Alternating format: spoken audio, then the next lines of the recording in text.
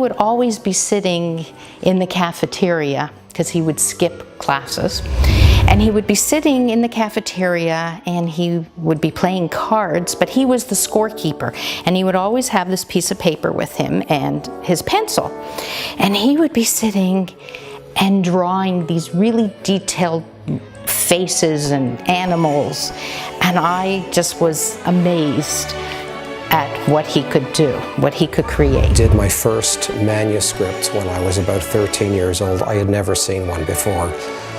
It was a biblical sounding saying and calligraphy with a lot of very intricate detail. I don't know where it came from. It was always in there.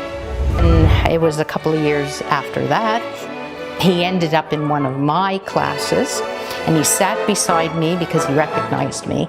And again, he would sit and doodle constantly, and I just fell in love with his drawing, and the relationship grew. And I'm still amazed at his drawing. This is old world technology. These are limited edition original pieces of artwork. Everything is done by hands. There is no original from which copies are made. So every color is hand done individually from metal plates or screens. The embossing that I do, I cut and engrave from metal plates, so there is no original from which copies are made. Each piece is created rather than being reproduced.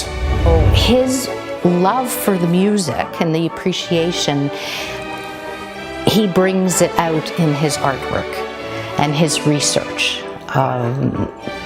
The amount of work that he puts in, the appreciation that he puts in for the composer, he puts that into the artwork. So it isn't just, oh, I'm going to do the unfinished symphony, and he creates unfinished symphony. He learns about Schubert and what Schubert was thinking, and his way of life, and all of that goes into the art as well. He'll quite often, he will think of the type of music that he wants to do. So for instance, the Scott Joplin's The Entertainer, he wanted that as a fun piece, and so that's what he did. He looks for the music so that he can do something fun.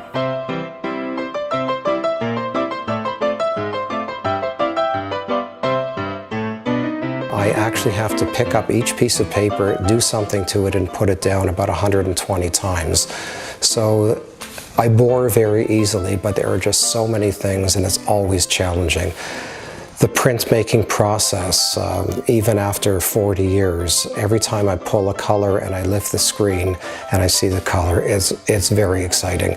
The embossing that I do, cutting and engraving of metal plates, when I hand pull the paper through the press and it comes out the other end, the embossing, it's very exciting. I feel like a kid, even after all these years.